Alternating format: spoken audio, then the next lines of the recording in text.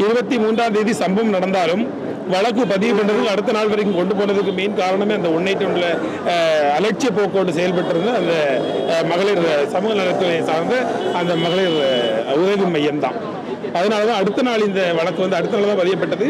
அப்புறமா இதெல்லாம் உதவி செய்ய மாட்டாங்க அப்படின்றதுனால தான் நாங்கள் கொண்டு போனோம். அப்புறமா கோட்டுப்புறம் இன்ஸ்பெக்டர் மகளிர் காவல் ஆய்வாளர் வந்து நேரடியாக புகார் தெரிவித்த போது இந்த பெண் பிள்ளையை விசாரிக்கிறதுக்காக 2 ஆண் காவலர்களை அனுப்புறாங்க.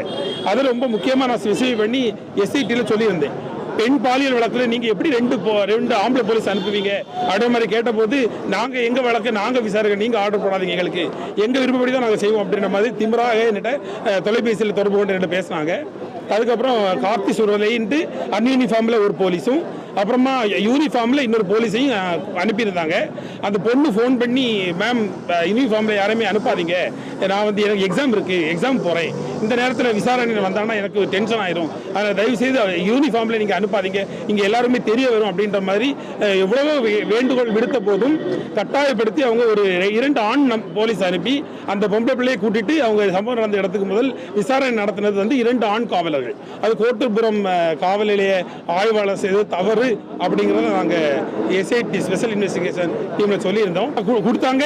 இந்த எஃப்ஐஆர் வந்து போடாத, எஃப்ஐஆர் போனா உன்னுடைய வாழ்க்கை பாதிக்கப்படும் அப்படின்ட்டு அந்த வந்த ஆண் காவலர் வந்து அழுத்தமாக எஃப்ஐஆர் போட விடாமல் தடுத்திருக்கிறார் அந்த பிள்ளையை.